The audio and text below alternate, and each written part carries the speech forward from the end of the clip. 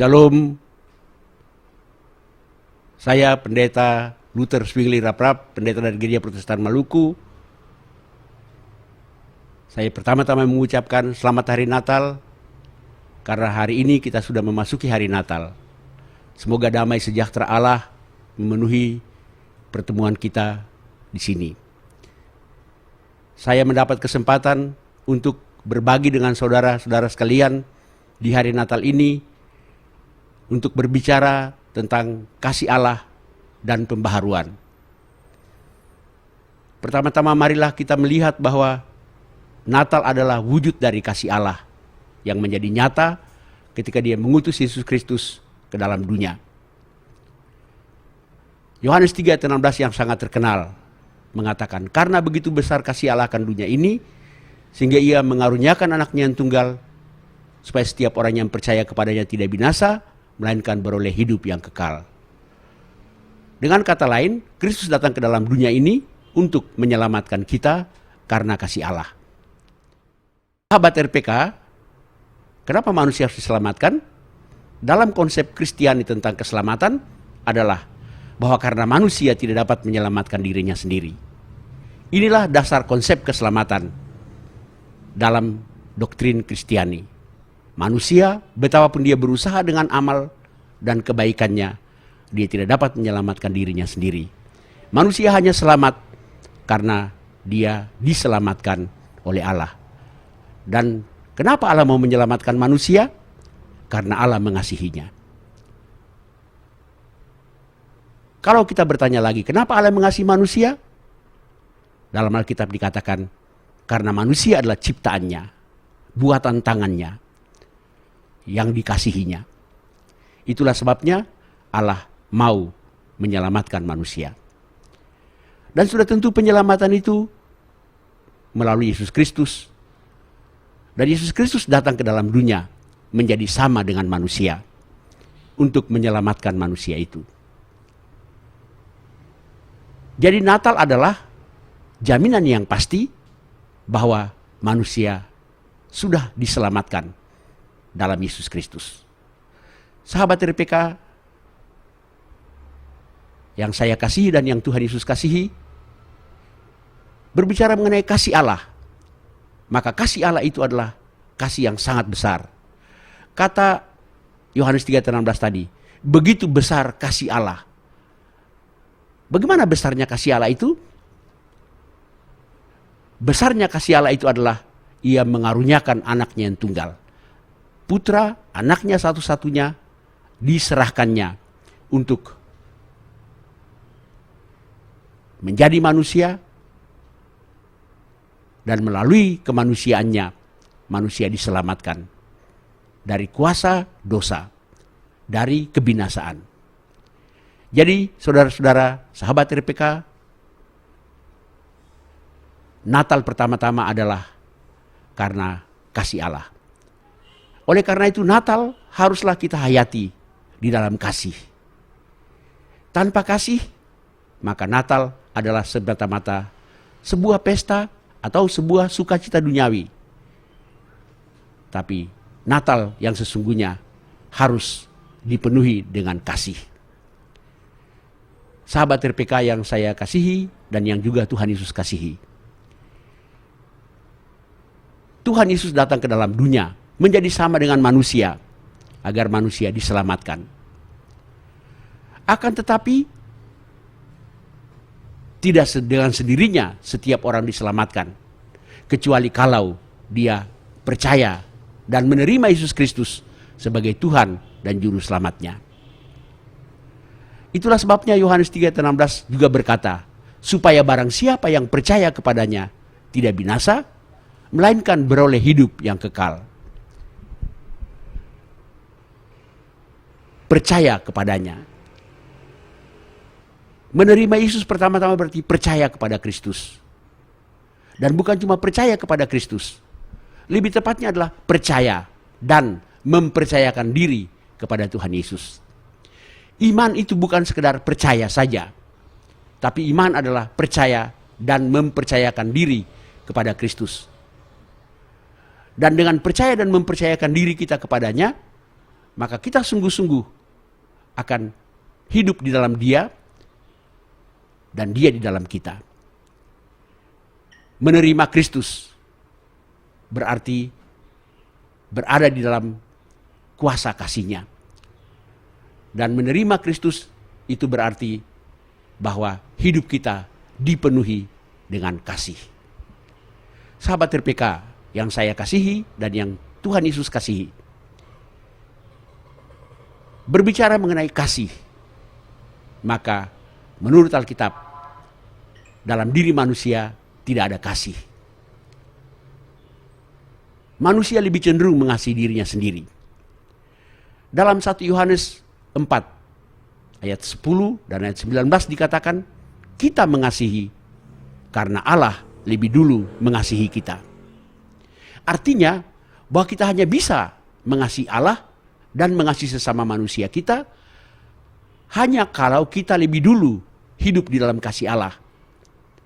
Saya mau memakai ilustrasi begini. Kalau kita melihat lampu listrik bercahaya, sudah tentu lampu listrik itu bukanlah sumber cahaya. Sumbernya ada di generatornya. Lampu itu hanya bisa bercahaya kalau hubungannya dengan generatornya terpelihara dengan baik. Begitu juga kita hanya bisa mengasihi Allah dan mengasihi sesama hanya kalau kita punya hubungan yang terpelihara baik dengan Allah, sumber kasih itu. Karena itu yang pertama-tama adalah milikilah hubungan yang hidup dengan Allah. Milikilah hubungan yang sungguh-sungguh mendalam dengan Allah. Hanya dengan demikian kita sungguh-sungguh dipenuhi dengan kasih dan kemudian kita memantulkan kembali kasih yang kita terima dari Allah itu kepada Allah dan kita memantulkannya, membagikannya kepada sesama. Sahabat RPK yang saya kasihi dan yang Tuhan Yesus kasihi. Ketika kita menerima Kristus, maka kita mengalami pembaharuan hidup. Alkitab mengatakan dalam 1 Korintus 5 ayat 17 dikatakan, siapa yang ada dalam Kristus, dia adalah ciptaan baru, manusia baru. Oleh karena itu, Natal juga haruslah berdampak bagi hidup kita, bahwa kita menjadi manusia baru. Kita dibaharui. Apanya yang dibaharui? Yang dibaharui adalah roh, pikiran, hati kita. Dikatakan supaya kita dibaharui dalam roh dan pikiran kita. Oleh karena itu, ketika kita menerima Kristus Yesus, harus terjadi perubahan dalam hidup kita. Harus ada pembaharuan dalam hidup kita. Dan pembaharuan itu dimulai dengan pertobatan. Bertobat berarti berbalik. Berbalik dari kehidupan yang lama kepada kehidupan yang baru. Berbalik dari arah yang salah kepada arah yang benar. Dan setelah kita menerima Kristus, hidup kita berbalik. Berbalik kepada kebenaran, berbalik kepada kasih. Karena itu saudara-saudara, sahabat RPK yang saya kasihi dan yang Tuhan Yesus kasihi. Pertama-tama di hari Natal ini, marilah coba merenungkan kembali sedalam apakah dan sejauh apakah hubungan kita dengan Allah. Sedalam apakah dan sejauh apakah kita berinteraksi dengan Allah. Oleh karena itu, pertama-tama, Natal harus membuat kita lebih dekat dengan Allah. Lebih mendalam hubungan kita dengan Allah. Dan kalau kita menerima Kristus dalam hidup kita, kita mengalami apa yang disebut pembaharuan. Nah, yang dibaharui adalah bahwa batin kita, roh kita, jiwa kita, hati kita, pikiran kita dibaharui. Dan itu mengubah apa yang disebut konsep diri kita. Konsep diri kita itulah yang menghasilkan apa yang kita sebut nilai-nilai yang kita pegang. Dan nilai-nilai itu membentuk karakter kita. Dan karakter kita itulah yang nampak dalam perilaku kita. Oleh karena itu yang pertama-tama harus kita ubah adalah konsep diri kita. Siapakah saya? Saya mau pakai ilustrasi seperti ini. Saya adalah seorang pendeta, tapi saya berasal dari Ambon, dari Maluku. Tapi saya juga adalah seorang Kristen. Nah, dari dua konsep diri itu, manakah yang menguasai saya? Walaupun saya orang Kristen, walaupun saya orang yang percaya kepada Kristus, tapi kalau yang dominan dalam diri saya adalah konsep diri saya sebagai orang Ambon, sebagai orang Maluku, maka nilai yang saya pegang bukanlah nilai Kristiani. Dan kalau nilai yang saya pegang adalah nilai-nilai saya sebagai seorang Maluku, sebagai seorang Ambon, maka karakter saya juga adalah karakter seorang Ambon. Dan akhirnya nampak juga dalam perilaku saya. Atau ilustrasi yang lain, saya adalah pendeta Rap-Rap, Luther Zwingli. Saya mempunyai karakter sendiri. Saya mempunyai tabiat sendiri. Dan kalau itu yang dominan dalam diri saya, kalau itu konsep diri saya, maka nilai yang saya pegang adalah nilai-nilai yang saya yakini sendiri. Dan itulah yang membentuk karakter saya. Dan karakter saya itulah yang nampak dalam perilaku saya. Tapi walaupun saya seorang Maluku, seorang Ambon, walaupun saya adalah seorang individu, namun kalau konsep diri saya adalah bahwa saya adalah manusia baru dalam Kristus, maka nilai yang saya pegang adalah nilai-nilai kasih. Dan nilai-nilai kasih itu membentuk karakter saya. Dan karakter saya itu akan nampak dalam perilaku saya.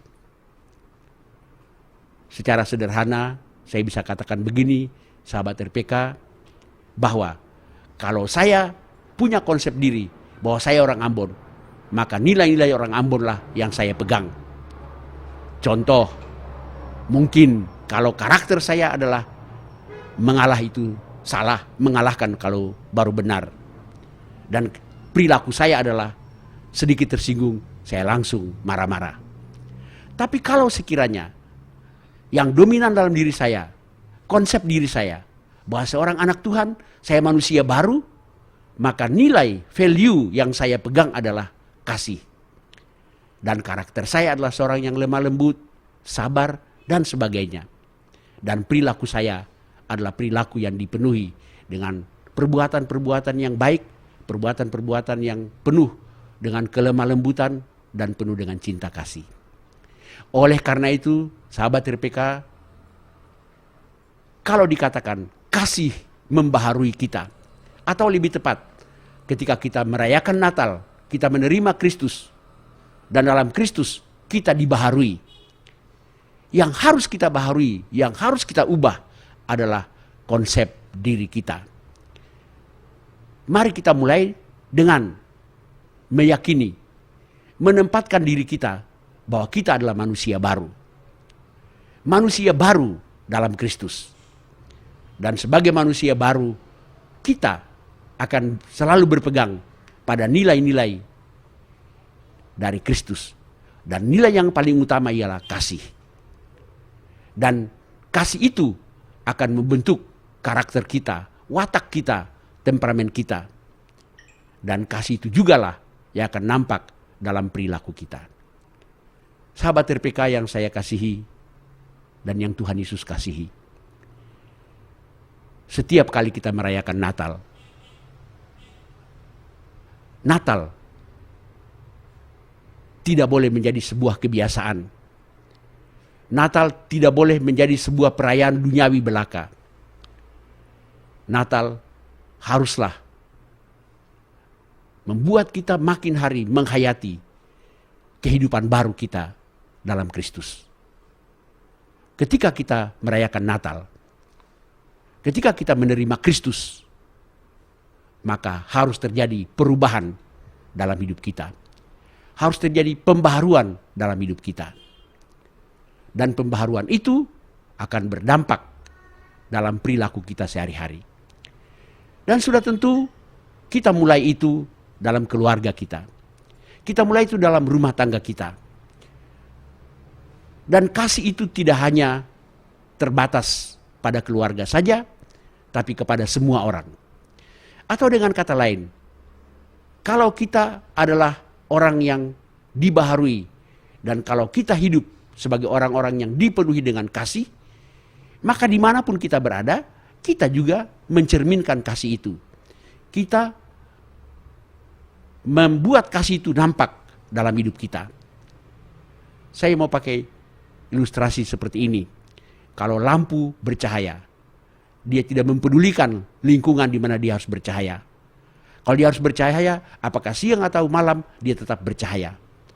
Lampu itu tidak mungkin berkeberatan ketika dinyalakan pada siang hari. Lampu itu kan tidak mungkin berkeberatan, siang hari saya tidak mau bernyala. Tidak. Begitu saklarnya di on, maka dia bernyala. Begitu juga, ketika kita dipenuhi dengan kasih, maka kita akan hidup dalam kasih, memancarkan kasih itu kepada siapa saja, di mana saja, kapan saja. Sehingga kasih itu bukanlah sesuatu yang kita rekayasa, tapi kasih itu harus menjadi nilai yang kita pegang. Kasih itu menjadi sesuatu yang membentuk karakter kita, sehingga dimanapun kita akan memancarkan kasih itu. Nah, sahabat RPK yang saya kasihi, sudah tentu kita semua tahu nilai-nilai, unsur-unsur dari kasih yang seperti yang sangat terkenal dalam 1 Korintus 13. Kasih itu sabar, kasih itu murah hati, kasih itu lemah lembut, kasih itu tidak mencari kepentingan diri sendiri, dan semua hal-hal yang lain. Dan kasih itu harus kita nampakkan dalam hidup kita. Sahabat RPK yang saya kasihi dan yang Tuhan Yesus kasihi, kita hidup dalam masyarakat di mana nilai-nilai kasih makin hari makin tawar. Sebagai anak-anak Tuhan, marilah agar kita tidak ikut-ikutan menjadi tawar dalam kasih.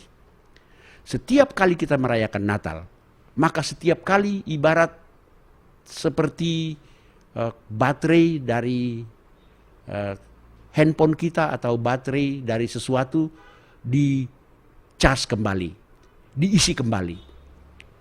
Oleh karena itu, setiap kali Natal, kita menghangatkan kembali kasih kita, menghidupkan kembali kasih kita, sehingga kasih kita yang mungkin sepanjang tahun ini mulai menjadi tawar, mulai menjadi hambar, dihangatkan kembali, dihidupkan kembali. Nah, kasih itu adalah kata istilah yang sangat lazim dipakai. Dan biasanya sesuatu yang sangat lazim itu kadang-kadang kehilangan makna, kehilangan daya gigitnya. Oleh karena itu sekali lagi, kasih itu hanya bisa kita hayati, kita peroleh kalau kita sungguh-sungguh punya hubungan yang terpelihara dalam Kristus. Seperti saya katakan tadi, di manakah kita dapat kasih itu? Kasih itu hanya kita dapat kalau kita memelihara hubungan yang hidup dengan Allah. Dalam Galatia 5 dikatakan, buah roh ialah kasih. Karena itu, marilah hidup kita dipimpin oleh roh. Dan roh itu akan menghasilkan buahnya. Dan buah itu adalah kasih. Sukacita, damai sejahtera, kesabaran, kemurahan, kebaikan, kesetiaan, kelemah lembutan, penguasaan diri. Kalau dalam diri kita ada kasih, maka kita akan dipenuhi dengan sukacita. Kita akan penuh dengan damai sejahtera. Kita akan penuh dengan kesabaran. Kita akan penuh dengan kemurahan hati. Kita akan penuh dengan kebaikan. Kita akan penuh dengan kesetiaan. Kita akan penuh dengan kelemah lembutan. Kasih menurut Alkitab juga adalah tidak membalas kejahatan dengan kejahatan, tapi mengalahkan kejahatan dengan kebaikan. kita hidup dalam masyarakat di mana kasih sekali lagi makin hari makin tawar, makin hari makin kendor. Marilah kita mulai dengan semangat Natal ini, dengan menghayati Natal ini. Kita boleh memberi Roh Kudus, membiarkan Roh Kudus untuk menghidupkan kembali, menghangatkan kembali kasih dalam hati kita. Wujudnya apa? Adalah mari kita lakukan wujud kasih itu dalam kehidupan kita berkeluarga, dalam pekerjaan sehari-hari, dalam hidup bermasyarakat, dalam pelayanan bergereja, dimanapun kita berada, dan kemanapun kita pergi, apapun yang kita perbuat, semua diwarnai oleh kasih. Seperti saya katakan tadi, kasih adalah istilah yang juga sangat sering dipakai. Dan jangan sampai maknanya juga menjadi kendor, maknanya juga menjadi tawar. Mari kita wujudkan itu, mulai dalam kasih dengan orang-orang yang dekat dengan kita, kemudian dimanapun kita berada, siapapun yang kita temukan dalam hidup kita, kepadanya kita menghadirkan diri kita sebagai orang yang penuh kasih. Sekali lagi, kasih bukanlah sesuatu yang kita rekayasa dalam diri kita. Tapi kasih itu harus mendarah daging dalam diri kita. Sehingga dimanapun kita berada, kemanapun kita pergi, apapun yang kita perbuat, kasih itu dengan sendirinya terpancar dari diri kita. Sahabat RPK yang saya kasihi,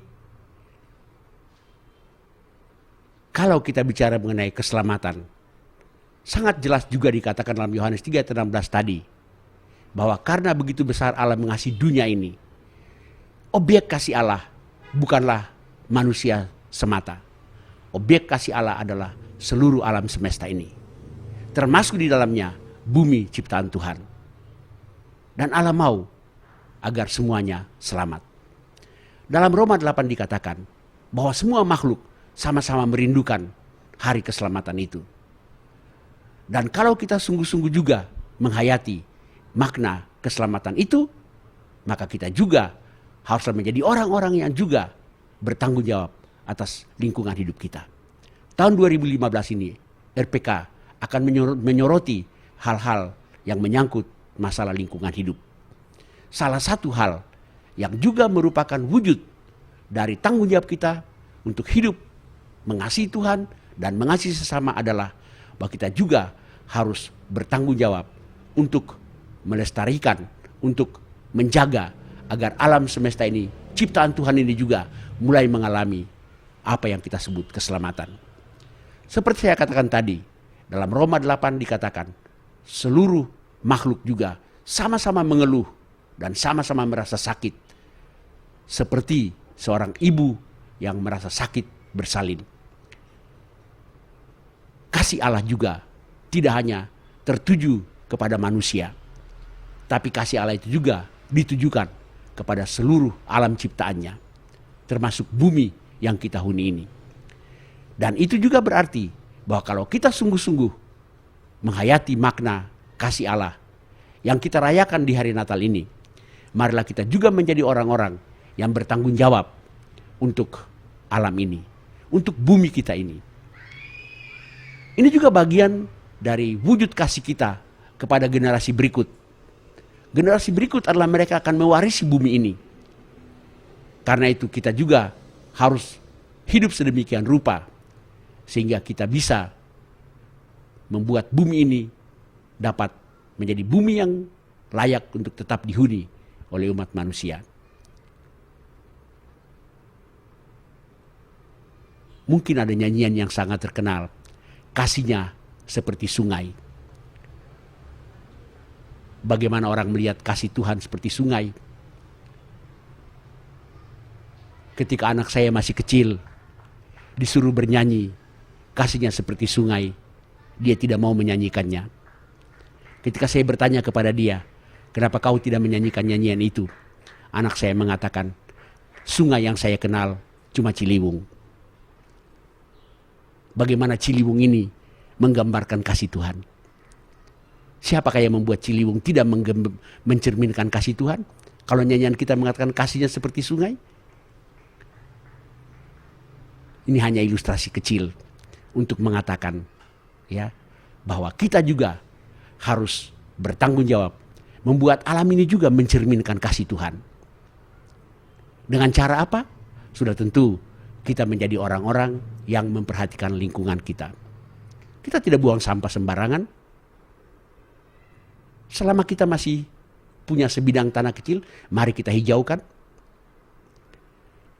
Dan dalam skala yang lebih besar, marilah kita menjaga agar supaya alam semesta kita, bumi kita ini terpelihara dengan baik. Salah satu manifestasi dari kasih Allah kepada kita yang kita pantulkan tidak hanya kepada Allah, tidak hanya kepada sesama manusia, tapi juga kita cerminkan itu dalam sikap kita terhadap bumi dan alam lingkungan kita. Selamat hari Natal. Shalom. Tuhan memberkati. Amin. 96.1